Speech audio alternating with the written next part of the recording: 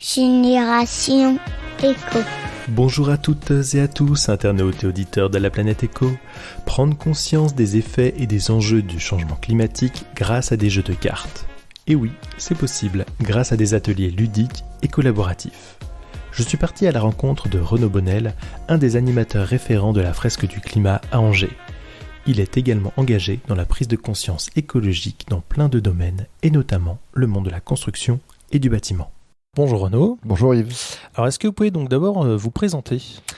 Alors je m'appelle Renaud Bonnel, je suis ingénieur bâtiment à la base. J'ai passé une première partie de ma carrière dans la production bâtimentaire, donc à construire classiquement des logements, des bureaux. Et puis un peu moins classiquement, j'ai dirigé une entreprise qui faisait aussi de la restauration de monuments historiques. Donc j'ai pu me former à tous les anciens matériaux qui étaient utilisés notamment avant énergie fossile à profusion. Et j'ai même eu la chance de construire en pierre massive porteuse, notamment dans Paris Intramuros en 2015, 17 logements rue Oberkampf à Paris, qui étaient montés en pierre massive porteuse. Et il y a une douzaine d'années de ça, je me suis tamponné dans les enjeux énergie-climat, en écoutant un monsieur qui s'appelle Jean-Marc Jancovici. Oui. Et ça m'avait pas mal chamboulé à l'époque, pas tant le point de vue climat, mais vraiment le point de vue énergie fossile et comment toutes nos sociétés dépendaient de ces énergies-là et comment à un moment donné ça allait nous poser quelques problèmes. Et donc c'est ça qui m'a d'abord impacté. Une fois qu'on a dit ça, j'étais dans mon tunnel de chef d'entreprise, donc il faut faire avec. Et il y a 3-4 ans de ça maintenant, j'ai eu l'occasion de switcher d'activité. Et je me suis décidé à diffuser ces éléments-là, ces sujets énergie-climat, parce que ça me paraissait tellement important et je trouvais qu'on en parlait tellement peu.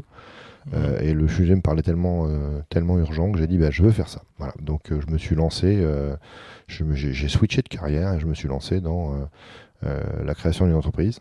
D'accord, ouais.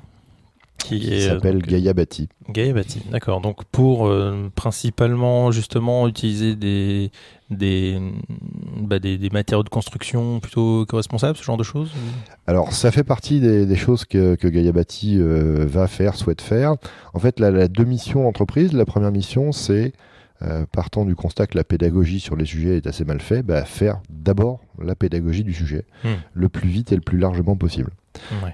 Donc l'idée c'est quel constat, pourquoi on en est là et une fois qu'on a compris ça, on peut passer à l'action. Mais commencer par passer à l'action avant de comprendre pourquoi on passe à l'action, ça me semblait être un peu problématique.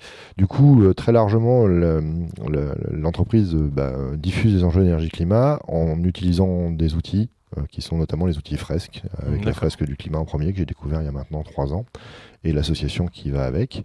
On a co-créé à plusieurs une fresque équivalente qui s'appelle la fresque de la construction et les outils fresques permettent j'aime bien dire à mes clients, mettre l'église au milieu du village. Donc, on va parler d'abord des sujets climat globaux, à partir avec le haut de l'entonnoir et après on va descendre sur vos métiers. Et finalement, qu'est-ce que vous pouvez faire dans vos métiers ? Donc ça, c'est une grosse première partie de mon activité aujourd'hui. Il y a une vraie demande parce qu'il y a une vraie appétence pour ces sujets-là. Les gens commencent à comprendre qu'il va falloir vraiment se mettre au niveau. Enfin, oui. Ouais. Et du coup, un peu débordé par la demande, faut bien l'avouer. Et une deuxième partie de mon activité, j'ai dit, je veux faire effectivement de l'assistance à maîtrise d'ouvrage. Donc remonter la chaîne de valeur. J'étais plutôt issu du monde de la production et j'attendais de l'appel d'offres vertueux. Et je dis, je vais aller aider à comprendre les enjeux et à dire que finalement, il faut que ces appels d'offres, ils les écrivent. Parce que sinon, les entreprises, elles pourront pas se former. Elles pourront, voilà. S'il n'y a pas d'appel d'offres qui va sur ces sujets-là, il n'y aura pas d'entreprise en face. Donc l'idée, c'est de dire, devenez, notamment quand je m'adresse à la maîtrise d'ouvrage, devenez des maîtres d'ouvrage prescripteurs. Une fois que vous avez compris les sujets, c'est pas de dire...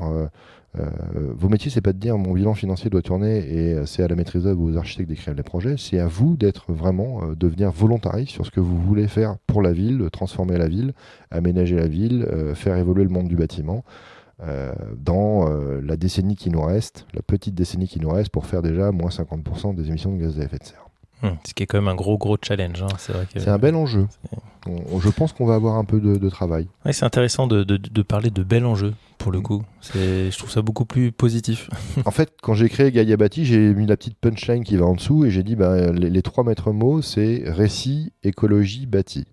Le premier mot, c'est le mot récit.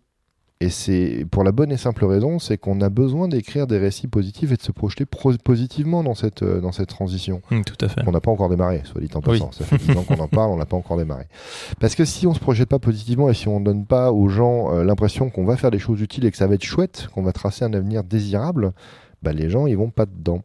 Donc vraiment le mot récit, et on le retrouve dans plein d'outils utilisés et qui se développent en ce moment, on a le devoir de dire que oui, c'est chouette cet avenir qui se dessine à nous. J'ai 3 enfants, adolescents, jeunes adultes. Si je leur raconte que leur avenir c'est de mourir de chaud en 2050, ils vont juste me dire mais quel monde vous nous laissez quoi. Donc on a le devoir et le droit, de rire du sujet, parce que oui, le sujet, on a le droit d'en rire, ça permet de prendre un peu de hauteur et de dire on va y arriver, et 2, c'est chouette, c'est un bel avenir durable qu'on va dessiner. Carrément. Alors justement, parlant d'avenir durable, donc vous êtes investi pour la fresque pour le climat. Est-ce que vous pouvez repréciser ce que c'est exactement pour les auditeurs ? Alors la fresque du climat, c'est un outil qui a été créé par Cédric Riegenbach. Donc on se doit de le citer parce qu'il a donné les droits de son jeu à l'association qu'il a créée. Et le but de cet outil-là, c'est de faire la pédagogie du sujet, partant encore une fois du constat que la pédagogie était assez mal faite et que pour que les gens se lancent vraiment dans cette aventure-là, il faut qu'ils aient compris de quoi on parlait. Elle a été créée, donc l'outil a été créé il y a 7 ans, alors qu'il enseignait à Centrale Nantes, et il a tout autant résumé. Donc c'est un jeu de 42 cartes, 42 cartes qui permet à un petit groupe de 6 à 8 personnes de prendre connaissance des enjeux climatiques en 3 heures d'atelier. Et vu que ça se fait en petits groupes, c'est hyper autoportant et auto-apprenant. Et Cédric a tout autant résumé les rapports du GIEC, puisque c'est basé sur les rapports du GIEC, donc le groupement d'experts intergouvernemental sur le climat, qui nous remet des rapports dont le dernier en date n'est pas si vieux, il a à peine quelques mois.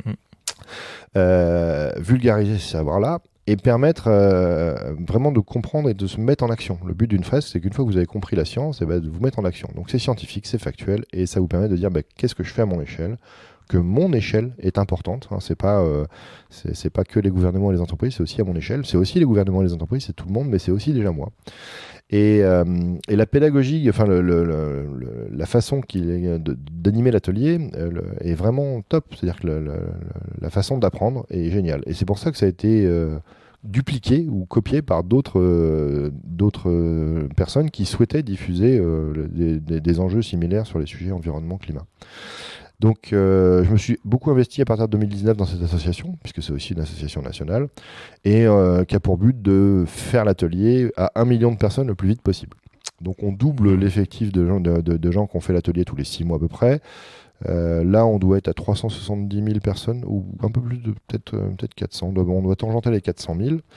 Donc potentiellement, on ne sera pas loin du million d'ici la fin de l'année ou le début de l'année prochaine. Il y a 17 000 animateurs, parce que chacun peut se former à animer ce jeu. Une fois que vous avez fait une fresque, vous pouvez devenir animateur. Et donc ça crée une communauté qui est bluffante, parce que vraiment ça crée une très très belle communauté. Cette association, on est tous nous sommes beaucoup d'animateurs à être partis à Glasgow à la COP26 l'année dernière. On a été 160 bénévoles à partir à Glasgow pour diffuser ce jeu à travers le monde. Il est aussi traduit en 32 langues. Dans le but de faire en sorte que cette pédagogie aille plus vite finalement, et qu'on aille toucher les personnes le plus largement possible, que ce soit les chefs d'entreprise, les COMEX, les CODIR, nos hommes politiques, ceux qui se présentent à la députation prochainement. Voilà. Et, s'inspirant de ça, pendant le premier confinement, n'ayant pas grand-chose à faire, j'ai dit tiens, si on faisait la même chose, si on créait une fresque de la construction. Donc là, on est 10 co-créateurs à avoir créé cette fresque-là, sur le même modèle. On a créé le jeu de cartes, on a cédé les droits de notre jeu à l'association qu'on a créée aussi. On en vit, on vit, c'est des modèles économiques assez intéressants, puisqu'on vend aussi des ateliers. Ce faisant, on reverse un droit d'utilisation de notre chiffre d'affaires aux associations, ce qui leur permet d'avoir de la trésorerie, de pouvoir porter des projets. Et c'est assez bluffant avec ces modèles-là. L'association de la fresque du climat est une association qui compte aujourd'hui 13 salariés. Ah oui. Elle fait pas loin de 4 millions d'euros de chiffre d'affaires, donc uniquement sur le reversement de droits liés aux entreprises ou à ceux qui l'animent professionnellement, sans aucune subvention.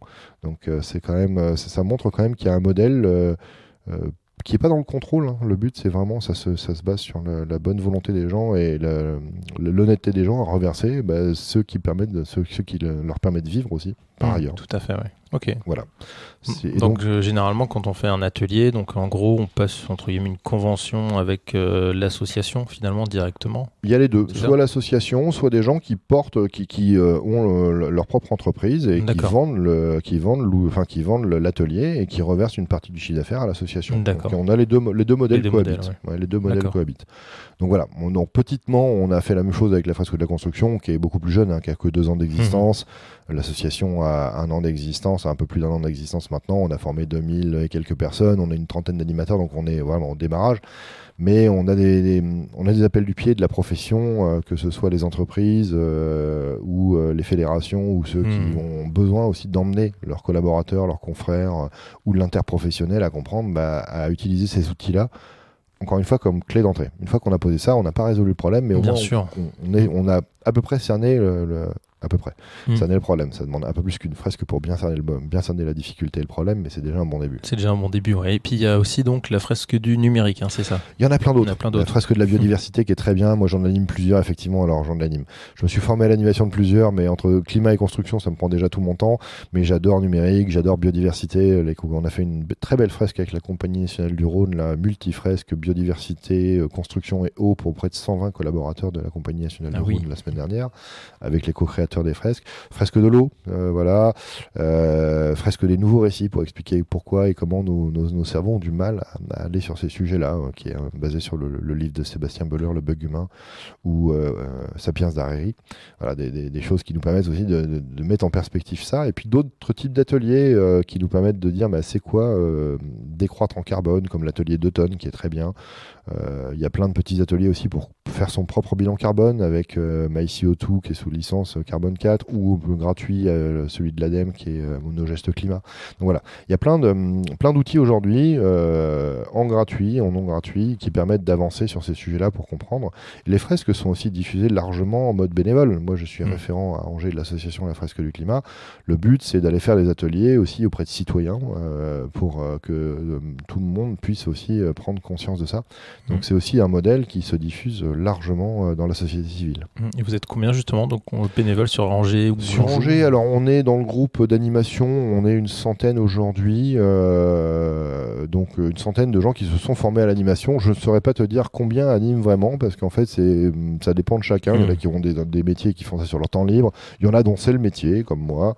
Il y a vraiment tous les modèles. Et donc, mais on est en tout et pour tout aujourd'hui 17 000 animateurs de la fresque du climat en France. Large, enfin majoritairement en France. Ça veut pas dire qu'il n'y en a pas à l'étranger. Il y en a quelques-uns à l'étranger, mais c'est une majorité en France.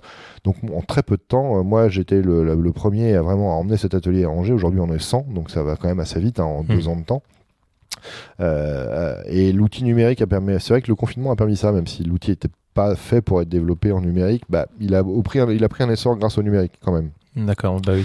Mais voilà, là, on a une très belle communauté et ce qui est assez bluffant, c'est que tous ces gens-là, c'est ça qui me transporte le plus, c'est que du coup on discute avec des gens qui ont comme nous compris ce qui est en train de se passer sur des horizons moyen-long terme. C'est des enjeux qui sont un peu flippants, on va se le dire. Oui, c'est sûr. En fait, ce qui est plutôt flippant, c'est de se dire est-ce qu'on va arriver à transitionner à la bonne vitesse. Bon, on est tous lucides sur le fait que ça va pas être très simple. Voilà, on va le dire avec un joli euphémisme. Mais pour autant, quand vous êtes des gens qui ont envie de changer le monde et changer le système, c'est chouette. Oui, c'est galvanisant, ouais, c'est sûr. C'est ça, c'est galvanisant. Donc on se voilà. Bon, et puis vu que c'est quand même un outil de diffusion assez large, là récemment, on a fait avec 8 animateurs en juin la fresque avec les 200 salariés de Cointreau. Et pour ce faire, on a formé 20 salariés de Cointreau en interne à animer. Donc on les a coachés le jour J de l'animation. Et ils sont du coup eux-mêmes devenus animateurs de la fresque du climat. Je ne sais pas s'ils animeront autrement que pour cette journée-là, mais ils ont la possibilité de le faire. Ils sont devenus animateurs à part entière. C'est chouette ça. Donc le modèle est très chouette. Donc on va essayer de reproduire ce modèle-là avec les autres fresques. D'accord. Et quand on n'aura plus de fresques à faire, ce sera chouette. Même si on aura un bout de notre activité qui va tomber, ça veut dire qu'on aura diffusé le sujet. Complètement, ça sera, on va dire, pari gagné, en tout cas, pour diffuser effectivement les enjeux qui sont aujourd'hui très importants. Je voudrais revenir rapidement sur vous avez dit que vous êtes parti donc à Glasgow pour la dernière COP. Qu'est-ce que vous en retenez? Qu'est-ce que vous en ressortez? Est-ce que ça a été efficace, bénéfique? Alors, de quel point de vue on se place?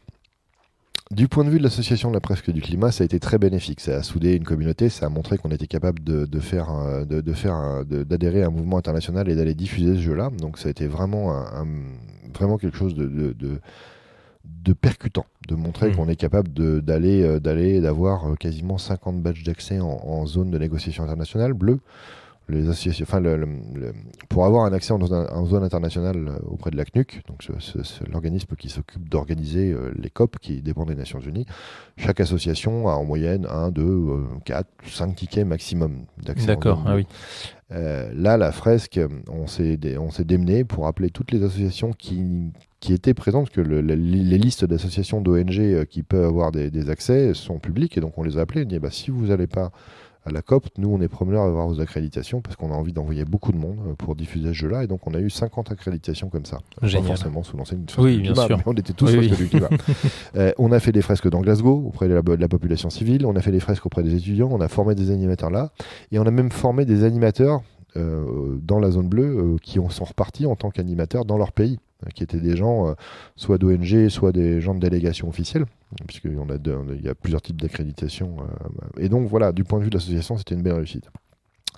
Après, le traitement médiatique qu'on a entendu quand on est revenu en France, c'est que malheureusement, ça va pas assez vite, que la COP a été un échec parce que les pays comme la Chine ou l'Inde ont refusé d'écrire qu'il fallait réellement fermer les centrales à charbon et réduire. On a beau jeu de leur dire il faut fermer vos centrales à charbon quand en même temps on leur dit mais envoyez-nous nos téléphones portables et nos écrans LCD quoi. Il faut savoir ce qu'on veut. Donc le jour où on leur dit ok on va moins acheter d'écrans LCD, moins de téléphones portables et fermer vos centrales à charbon, on sera un peu cohérent. Donc voilà, quel est le regard et de quel point de vue on se place? Et les premiers impactés par ces changements climatiques, c'est ces pays d'Asie du Sud, de cette bande équatoriale, et donc Chine, Inde, Asie du Sud-Est, effectivement, qui vont être concernés. Donc ils sont tout aussi concernés que nous. Il ne faut pas croire qu'ils ne savent pas ce qui se passe. Bien sûr que tout le monde sait ce qui se passe. On l'a vu dernièrement aussi en Inde où il y a une grosse canicule là dernièrement. Enfin, on n'en parle pas beaucoup dans les médias, mais parce que c'est loin de nous et qu'on n'a pas l'impression que ça tue vraiment. En fait, c'est ce qu'on appelle le thermomètre mouillé ou le thermomètre humide, c'est-à-dire que malheureusement, ce dérèglement climatique, pour être exact, on va avoir des phénomènes de plus en plus extrêmes, de plus en plus souvent. C'est ça. Or, malheureusement, on est des animaux à sang chaud. On n'est ni des dinosaures ni des lézards, on a besoin de refroidir la température de notre corps. Pour ce faire, on a deux façons de faire. Soit on rayonne la chaleur de notre corps quand la température extérieure est inférieure à 37 degrés, soit on évapore de la transpiration. Dans les zones concernées, la température va y excéder 37 degrés largement une grosse partie de l'année, et l'hygrométrie sera saturée à 80 ou 100%. Donc on n'est plus capable de faire ni l'un ni l'autre. Donc on meurt très rapidement d'hyperthermie dans ces zones-là, et sur la trajectoire 5 degrés, on rend une partie du monde inhabitable d'ici 2070 à 2100. Donc dans 2-3 générations, ça peut nous paraître énorme, c'est celle qui nous sépare de nos grands-parents, sortis de la Seconde Guerre mondiale, on rend une partie de notre planète inhabitable. Et si on fait rien, si on continue à accélérer, voire si on ne réduit pas drastiquement nos façons de faire. C'est ça. Ouais. Et nous sommes, pays de l'OCDE, européens, les premiers concernés, parce qu'on est les premiers émetteurs de gaz à effet de serre sur cette planète. 10% des habitants de cette planète, grosso modo tous ceux qui sont dans ces pays-là, les pays les plus développés, émettent 50% du carbone. Donc on a beau jeu de dire à ceux qui sont moins favorisés, n'ouvrez pas de centrale à charbon, quand la plupart des produits qui sont produits dans ces pays-là sont importés pour nous, et que nous-mêmes on a des modes de vie qui sont complètement non respectueux de ça. Nous sommes en ébriété énergétique. On entend souvent parler de sobriété. J'ai entendu ce terme-là de la personne que j'ai embauchée récemment, dans Gayabati, qui me dit, j'ai entendu ce terme-là, d'ébriété énergétique. C'est bien ce qu'on est. On est en ébriété énergétique. On consomme de l'énergie sans même voir que cette énergie a un poids carbone. Cette énergie nous emmène dans le mur. Donc il faut être plus sobre, et dans nos façons de vie, dans nos modèles, dans notre alimentation, dans nos déplacements, dans nos façons de consommer, il faut qu'on soit plus sobre. On n'a pas le choix. Ouais, tout à fait. Alors, j'ai une question récurrente que je pose à tous mes invités, c'est est-ce que vous pensez que les futures générations auront une fibre un peu éco ? Ils vont être dans leur époque. Ils n'ont pas le choix. Et donc, ça fait partie de leur époque. Et De toute manière, la contrainte, on la subira ou on la choisira. C'est plus facile de la choisir parce qu'on l'accepte beaucoup mieux quand on a choisi la contrainte que quand on la subit. Tout à fait. Oui, forcément. Après, ils seront aussi dans un monde, je vois bien, hein, avec mes enfants, ils sont dans un monde hyper connecté du numérique, donc c'est très compliqué de se comparer, de comparer notre génération à nous, qui n'avons pas connu nos adolescents il y a 20, 25, 30 ans, qui n'ont pas connu ces temps-là. Donc ils sont dans un monde hyper connecté, où l'information, elle arrive de partout. Faire le tri de cette information n'est pas facile. L'infobésité est une vraie problématique, et on n'a pas le temps d'avoir une connaissance universelle. C'est pas possible. On n'a pas le temps matériel. Donc, ils le seront par la force des choses. Et encore une fois, je pense qu'ils iront plus vite que nous sur certains sujets. Mais pour autant, on ne peut pas attendre que cette génération qui a aujourd'hui entre 10 et 20 ans ou 25 ans soit au pouvoir ou soit dans les gouvernements. Parce que il faut qu'on agisse maintenant pour leur laisser cette chance-là d'avoir un monde à peu près équilibré où c'est pas la guerre partout, quoi. Parce que c'est bien ces enjeux-là. Les enjeux de sécurité alimentaire sont hyper importants. Ils sont débattus par ils sont poussés par plein de personnes qui ont compris que la sécurité, les rendements agricoles vont subir des difficultés dans les années à venir du fait du climat. On a du mal à imaginer en Europe qu'on pourrait être en insécurité alimentaire. Pour autant, à l'échelle de la fin de ma vie, je pense malheureusement que c'est des choses qu'on verra arriver. Avoir ces supermarchés ou ces marchés de profusion alimentaire, faut peut-être pas trop s'habituer à voir ça, parce que c'est pas dit qu'on arrive à maintenir ça, ad vitam aeternam. C'est même à peu près certain qu'on va aller au devant de moments plus délicats. Donc savoir s'adapter, on a une grande chance, c'est que l'homme est quand même un animal qui sait s'adapter. Après, la question, c'est en s'adaptant, combien de personnes on laisse au bord de la route, et comment on fait en sorte comment on fait en sorte que ce soit à peu près acceptable pour une majorité de la population mondiale. Ça me dépasse un peu, c'est pas dans ma main. Donc je me concentre à l'échelle locale, à l'échelle territoriale, c'est déjà pas mal. Et je me culpabilise pas ce que j'arrive pas à faire. Je pousse les bons messages en espérant que ça crée des dissonances cognitives dans la tête des gens qui se disent oui, il y a quand même des choses qui clochent, qui me vont plus. Et on voit ça de plus en plus. Donc c'est ça qui est depuis 2019-2018 qui change un peu la donne. Il y a vraiment eu un virage qui a eu lieu juste avant le Covid et juste avant le confinement. Le phénomène, oui, tout à fait, ouais. Le phénomène Covid a accéléré le phénomène. On voit bien que la géopolitique participe au fait que, on va pas avoir un monde aussi stable qu'on l'aurait souhaité. Donc on va s'adapter, et l'idée c'est qu'en s'adaptant, on peut aussi atténuer. Donc s'adapter et atténuer, c'est les deux maîtres mots de la transition qui s'annoncent à nous. Consommer moins d'énergie fossile en atténuant, et puis s'adapter à un climat qui va dériver et à une politique qui va évoluer. Comment on peut vous contacter ? Sur mon site internet, il y a le site de Gaïa Bâti, il y a mon numéro de téléphone, c'est assez facile. Sur LinkedIn, c'est comme ça qu'on est rentré en contact. C'est assez simple. Alors, c'est assez simple dans mes capacités. Dans la prise de contact. dans la prise de contact. Après, j'arrive dans une phase du développement de mon entreprise où il faut que je réfléchisse à, là on est maintenant 2. J'étais tout seul jusqu'à assez récemment, maintenant on est 2. Et je pense qu'on sera un jour un peu plus que 2 même, parce que il y a du travail pour emmener cette transition. Il y a une vraie demande d'accompagnement aujourd'hui des entreprises et territoires pour comprendre de quoi on parle, aller plus vite, mettre les gens en relation. On utilise en local ce qu'on appelle la muse, la monnaie locale, pour mettre les gens en relation. Mettre les gens en relation, c'est permettre qu'ils apprennent à se connaître, qu'ils se connaissent, qu'ils savent où sont les ressources sur le territoire. J'aime beaucoup l'échelle territoriale, j'aime beaucoup le fait de pouvoir discuter en territoire, un monde avec un peu moins d'énergie fossile et un peu moins de carbone. Alors c'est un monde qui va un peu moins vite, c'est un monde qui va un peu moins loin, mais c'est un monde dans lequel on se reconnecte un peu plus aux gens. Tout à fait. Merci, ça fait une très belle conclusion. En tout cas, merci beaucoup Renaud pour cet échange. Merci Yves, à bientôt à vous.